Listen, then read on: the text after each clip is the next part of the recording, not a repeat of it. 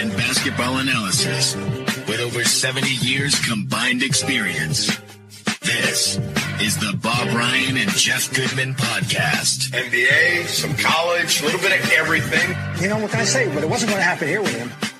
I was okay with it. All right, time for the Bob Ryan, Gary Tanguay Zoom and Pod right here on CLNS, brought to you by PrizePicks, the exclusive daily fantasy partner of CLNS Media. Pick more, pick less. It's that easy with PrizePicks. Okay, Bob. How about if we praise the Celtics this time? Yes, around? how about that? You know, and I'm going to start with this because we've really, look, it's what we do. We've really been nitpicking them. I really enjoyed what Jason Tatum had to say. I don't know if you saw it, but I'll paraphrase it. In the post-game interview on TNT after they clinched, okay? Because we've really been critical of Tatum. Is he going to, is he trying to take over the game? Is he being a team player? I mean, we've been nitpicking with this team. And what he said all the right things. He said, we got to be a team. We have to play together. And I thought it was genuine. And I think his head is in the right space. I really do. So I'm here to praise him. I'm done. I got to praise him. Right. We've been, I think we touched upon this last time. They have a unique dynamic among all the teams that are left in this postseason, in that they have the recent history of failure in the eyes of the fans and the media of not getting the job done, right? And that they have to prove their worthiness, and we're skeptical and we poo-poo their success. Oh yeah, well, we've been there. Let's see what they can do in the playoffs and with score tied with 2 minutes to go. That's what it comes down to. And no other team has that particular pressure in their particular city that they have. Everybody's got issues, of course, of different types. We're going to talk about Denver and sure, Minnesota come up, and the Knicks and the Pacers and all that. But we're scrutinizing them, and they're prisoners of our history. The Celtics, 17 banners, even though there's only been one in the last 36 years. But they have they're carrying the burden of that history. They're supposed to prove themselves worthy of being discussed in the same breath with those other champions of yore, and all that. That's a particular burden that no other team has. And they also are burdened by the fact that it's pretty much understood they have the most talented guys in the league, 1 through 10. No team has more good players out of context than the Boston Celtics in terms of talent. But talent is, as I keep saying, is only the first half of the equation. The second half is what my great mentor Frank Power used to call the connection. And also there's a third connection here in the heart. And they have had a bizarre playoff so far. No games really decided in the last minute or 2 minutes, not one. And most of their games are double-digit victories or even defeats, and it's bizarre. And so they're in a unique situation, and people need to appreciate that. When they win by 25, damn it, they're good, and we should enjoy it. You're right, but we're having a hard time coming to grips with that. Well, we are, because there's a high standard. Being playing for the Boston Celtics is like playing for the Yankees. Sure, it is. And so you or the Montreal Canadiens, regardless of when the last time you won a championship was. And I think that, we always look at the final 2 minutes when they're blowing people out. So, well, can they win a close game? Can they win in the final 2 minutes?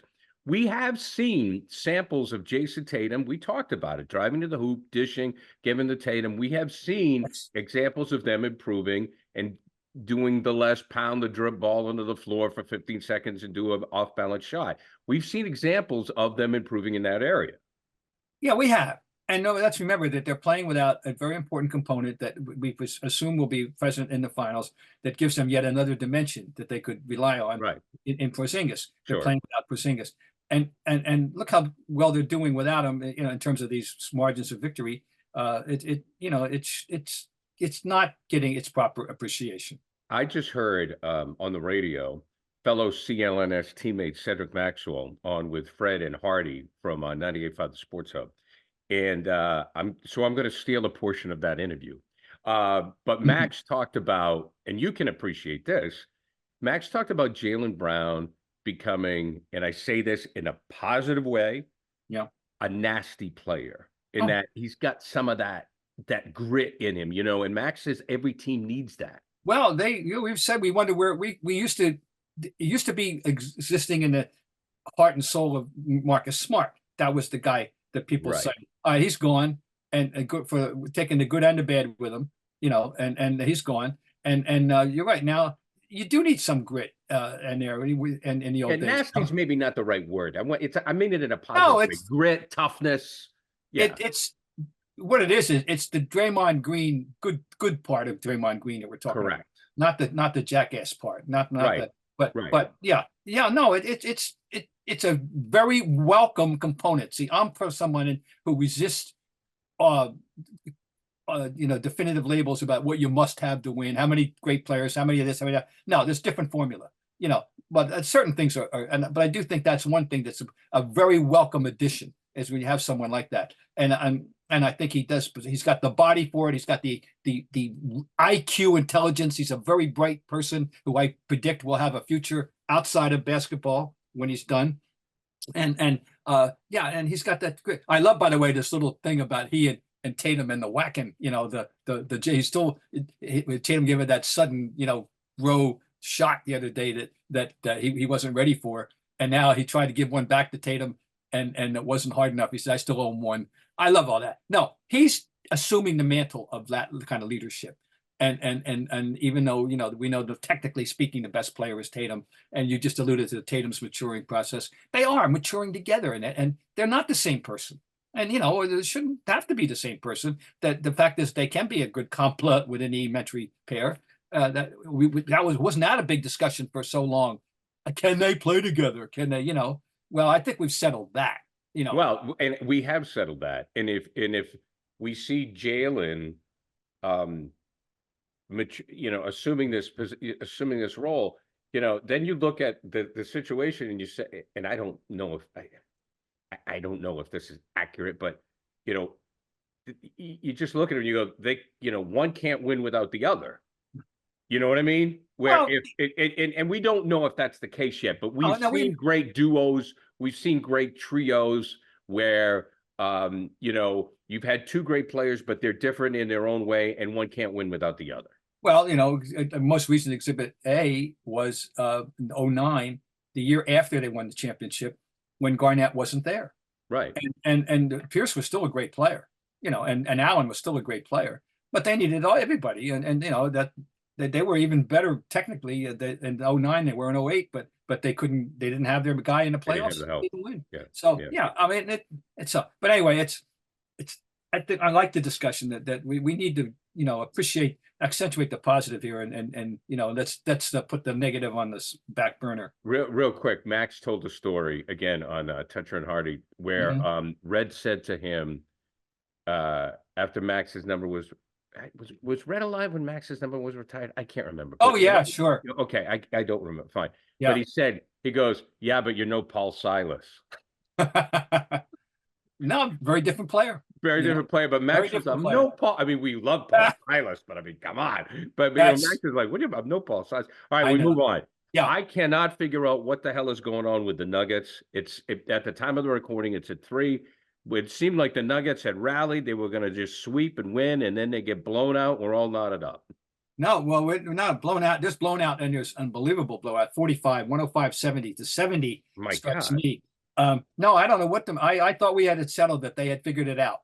And if you go back and replay what we said last time, you will find me endorsing the Nuggets. Right. And figuring they got it figured out, and praising Jokic to the skies about how he makes the game look easy and it makes sense to him and all that. But what a statement that was. I don't know what to make of it, but they are going to be at home for Game 7. That was a road blowout, but it was a major blow. But I watched it through the third quarter. I think I safely left it in the Wolves in charge at the end of the third quarter. But if you didn't watch it, anybody, it was a very quick start by Denver, 9-2. They were asserting themselves. The first 2 baskets for Jokic were transitions, and they were, and then timeout. Chris Finch, timeout, 9-2. A 20-0 run emanates from the timeout, and the game, and that's it. And the game is completely now in control, and they never look back. 20-0 run out of a timeout. Well, I don't know what he said or what he had to, but boy, wouldn't you like every coach in the world like to bottle that one, right? whatever happened there. 20-0 run coming out of a timeout, and the game's over. It is. It's just statistics from that point on, and they win by 45 points, holding them to a 21st century low playoff 70. I'll bet. I'll have to look it up, but I mean, the rating for that game 7 should be great. Oh, so, but it's wow, it could go either way. Who knows? Don't know. I mean, Denver's going to be at home, and so Jokic. I saw his. He's always unflappable, and he was articulate and beautiful. He said, we were beaten from basically saying we were beaten from the very beginning. Well, it was 9-2, but right. We did nothing right. They were totally better than us every second, and blah blah blah blah. And he'll be ready. So that's very interesting. Yeah, fascinating. PrizePicks is America's #1 fantasy sports app with more than 3 million members. It is the easiest and most exciting way to get on the action while you watch your favorite sports and players. You just pick more or less on 2 or more player stats and watch the winnings roll in. PrizePicks is so easy to play. I can make my Celtic picks and make my entry in less than 60 seconds. Quick withdrawals and easy gameplay and an enormous selection of players and stat types are what makes PrizePicks the #1 fantasy sports app. Celtics and NBA fans, you can get in on PrizePicks in 30 states across the country, including California, Texas, and Georgia. On PrizePicks this week, I'm selecting Jason Tatum to dish out more than 5 assists and his teammate Jaylen Brown to have more than 22.5 points. Download the app today and use code CLNS for a first deposit match up to $100. Pick more, pick less. It's that easy. PrizePicks. Now, they say be careful what you wish for, but I really am hoping, and I think it's going to happen, I really want a Knicks-Celtics series because it'll be the first time the Celtics in the postseason have had a story. I want that to happen. Well, it's the Knicks. I keep saying it's what a tribute to what they're doing, and given what they don't have and who they could have and how they're doing it, and Brunson came back up with another monster game. Josh Hart continues to be the best 6'4" rebounder since Charles Barkley. Quite frankly, he's no 6'4" guy has rebounded the way he has in 30 years. And we did have a 6'1" guy. We had him ourselves, Rondo, but 6'4", how he keeps doing this, I don't know. But anyway, they got Alec Burks off the trash heap, and he's playing better. He had been no part of it, anything, and now he's given them minutes. We'll see if they can. How about I'd say Hartenstein with 12 offensive rebounds in the last game. They're getting all these contributions. But Indiana. The game's in Indiana, and Indiana has not lost at home in 2 months. And now their big barometer is Halliburton. I just discovered in their 3 wins, Halliburton takes 21 shots a game and is averaging 27. In their 2 losses, he's taken 11 shots a game and averaged 17. So they're doing something. He right. Obviously they need him to that other guy, the first guy. It's okay. I'm going to get in my head. I'm going to jinx the Knicks. If the Knicks win and the Celtics take on the Knicks, do you let their star get his 40 and just worry about everybody else, or do you have to contain him? I don't know that that's necessary, given the fact that we have Jrue Holiday and Derek White, who are noted defenders. I mean, I don't think either one of them is, they'll be respectful of Jalen Brunson, but there's no reason to be afraid of Jalen Brunson if you're with those 2 guys. We've got the components to contend with him. I mean, multiple guys, and the way they play defense and their switching and all that. And I think you just, I don't think it has to be that way necessarily, unless they decide, we'll see what happens if they get one more evidence the Knicks win the game and he goes off for, 45 or 50. Right. Then you say, okay, we're going to target him for sure. But the Celtics fortunately have the weaponry that, on theory, on paper, that should be able to deal with him. Right, they should be able to deal with it. Not kill him or to stop him. Because if you shut him down, I mean, if you give him a hard time, that's all. They have the guys that might be able to give him a hard time. I like so maybe he only scores 28 a game. Yeah. And so, that's all. But I'm with you. It'll be fun to have a Knicks series, and particularly, we're going to enjoy it. But the New York Madison Square Garden has been reborn. With the home games there are raucous and and the celebrity row is very impressive now. I guess they're really they're turning out in force, and so the atmosphere there is terrific. So those who are fortunate enough to be covering are going to have a great spectacle. That's great. All right, that's awesome. You mentioned in our text chain that Oklahoma City is like the #1 seed and nobody cares. No, I mean that series is kind of half forgotten. That it's on the back burner in people's minds, and it's I don't know what to make of that one either necessarily at all. Because whoever wins will lose to the winner of the Denver Minnesota series. Now remember there was a but I mean, Bob, the great thing about these playoffs is like we the Celtics, they've done what they've done, but I mean, my God, whoever thought that Minnesota and Denver would go to 7 games? No. So who knows? No, we didn't know. No, as I said, my personal, I'll go back to 3 weeks ago. My personal revelation, takeaway of the playoffs, number one, is how good Minnesota can be. I didn't fully appreciate I understand, appreciate what Edwards had become. I knew Edwards. I've been talking about Edwards since the summer last year when he was the best player on our USA team. But you were the first, Bob. You were the first with the MJ. Thank you very much. Thank you very much. I want my credit. And it's an interesting series in that it is so odd. And remember how it started: 4 road games in a row, 4 road victories in a row. Yeah. And now we're going back to the normal. And so, will we go back to normal with Game 7 and being played in Denver? So I imagine there's a lot of local internal media and fan pressure on them. We were talking about the pressure on the Celtics because of the history and the recent history and the ancient history combined. Denver doesn't have that kind of scenario, but they are defending champs, and right.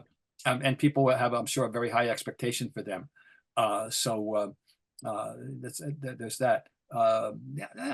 It's been there's a lot. The playoffs have given us a lot to sink our teeth into. I love it. No doubt. Playoff time, there is nothing like it. I mean, the energy, the effort amps up a good 50 to 75% compared to the regular season. And that's why you want to go to Gametime, the authorized ticket marketplace of the NBA. Now, they make getting playoff tickets even faster and easier. And here's the deal with the Gametime app. The prices of those tickets go down the closer you get to tip-off. They've got killer last-minute deals, all-in prices, and you can also get the view from your seats with the lowest price guaranteed. Gametime takes the guesswork out of buying NBA tickets. So here's what you should do. You download the Gametime app and you browse it, and you can see that you can get Celtics and Bruins playoff tickets for less than $150. And again, the closer to Gametime you get, the lower the ticket price is. These are terrific deals for big-time postseason games. Last-minute deals. Save up to 60% off buying last-minute sports, concert, comedy, theater tickets. All in pricing. Toggling this feature shows that the total up front with no surprise fees at checkout and also the lowest price guarantee. Or Gametime will credit you 110% of the difference. Your purchase is covered with the most flexible customer service policy in the ticket industry. So, take the guesswork out of buying NBA tickets at Gametime. Download the Gametime app, create an account, use the code CLNS for $20 off your first purchase. Terms apply. Again, create an account and redeem the code CLNS and get $20 off. Download Gametime today. Last minute tickets, lowest prices, guaranteed. So now, while Papa LeBron James has, I don't know if he's actually, has he actually said it, but it's certainly been insinuated that he wants to play with his son. Oh, he's on record. He's on record? Okay. Oh, long ago on record and arched the eyebrows. Oh, really? And that's when people really started to scrutinize Ronnie. And, Bronny's one of the most heavily covered youth players of our recent times. I feel bad for him. The sellout gyms and media and national media to go see him play these games last summer and all that. And you feel bad for the kid. Oh, and totally. I love the fact, the kid is coming out and saying, wait a minute. I never said I want to play with Dad. Right. I just want to make the league. Now that's the right attitude. And now LeBron is apparently somewhat backing off. I don't know. You wonder is interesting. The kid goes out in public and says this. You wonder what discussions have been had in private between them. And did the kid shock daddy by going out in public and saying this because he never said it to him in private? I don't know. All I know is it's such I wouldn't want to be that kid, and I wouldn't want to be that kid because there've been, not that he's the first son of a great athlete or actor or actress to go into father's or mother's profession, but you're talking about a very specific person, LeBron James, in the annals of basketball history and in American social history now, and so the pressure put on his offspring is enormous. The scrutiny, I mean, so I like the way this kid. Similarly, I like the way the ball kids have always handled the presence of the crazy daddy. The ball Absolutely, they've always been great in public. Yeah. By the way, Lorenzo was missed like 2 years. Hopefully, I want to see him come back with the Bulls. Anyway, Ronnie, we're rooting for you, kid. I'm rooting for you to dude, get your get your game there and together. And he's got a decision to make. He can come out back out. He can go back. He's in the transfer portal, right? And he has still time to go play another year of college ball, which frankly I wish he would, and get away from LA and and daddy. I wouldn't mind if he goes to the Mid-American Conference, go somewhere off the radar, but. Anyway, it's an interesting story, and I applaud the kid for saying that. Yeah, good for him. I was surprised he said it. No, that was great. I loved it. Meanwhile, now we have a little, the phenomenon, the most talked about basketball player of the 2024 had her second professional game last night, and it was again underwhelming. To see the team was blown out. The Liberty were blown out or blew out the Indiana Fever. Caitlin's numbers last night. Were 9.7 rebounds and 6 assists. Wow. She was 2 for 8 overall, 1 for 7 on threes. I don't know, I'm sure I like to say I'm sure she'll be all right in the end. But all I'm thinking about all these future sellout crowds all over the place, people, tripping over each other to get to the games. And I just wonder, what they're thinking now. Well, I think what everybody has told me in any sport, when they go from the college to the pro level, it's the speed of the game. And when I look at those 3-point numbers, to me, she's rushing her shot because of the defense. So she has to calibrate her game to the speed of the WNBA. And I think she will. That's time in the gym. And that's becoming a custom. I mean, like you said, she's a great 3-point shooter. She's not going to be the greatest player ever. The other number of importance is the 6 assists. That's going to be routine for her. She's a great passer. Yeah. And she's the best ahead. I'm telling you, male or female, I've never seen anybody any better coming up court off the dribble and throwing the 2-hand or a lead pass to somebody. Nobody. Right. Larry, nobody. I've never seen anybody any better at her at that. And so I hope they can take advantage of that in the long run. I'm sure they will. It's so.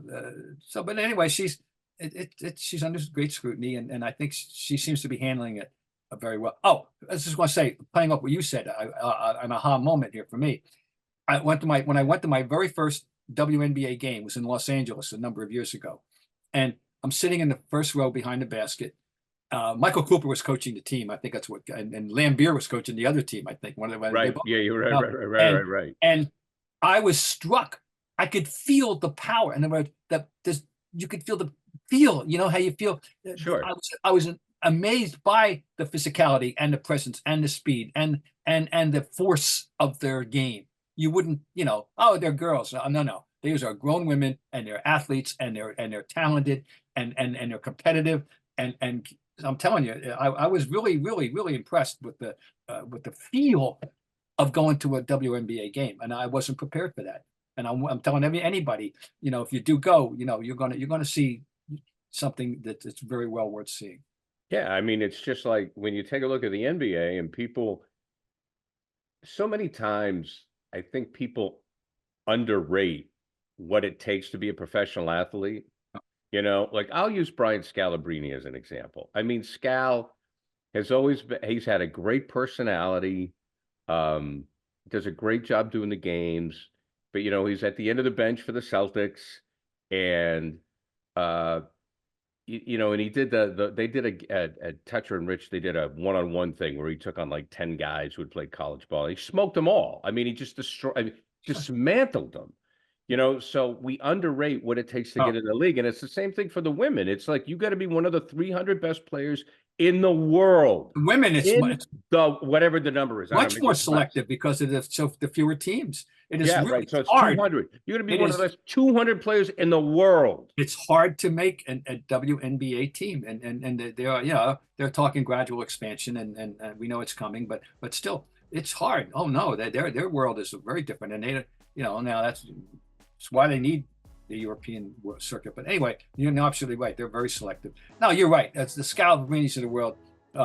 Just making the NBA is a tremendous achievement. Yeah, I mean, so I remember seeing some one of those. I mean, like, Scal just mopped the floor with these guys, and people just, they look at people at the end of the bench and they think, oh yeah, no, and that's just reinforced to me like how hard it is to do this.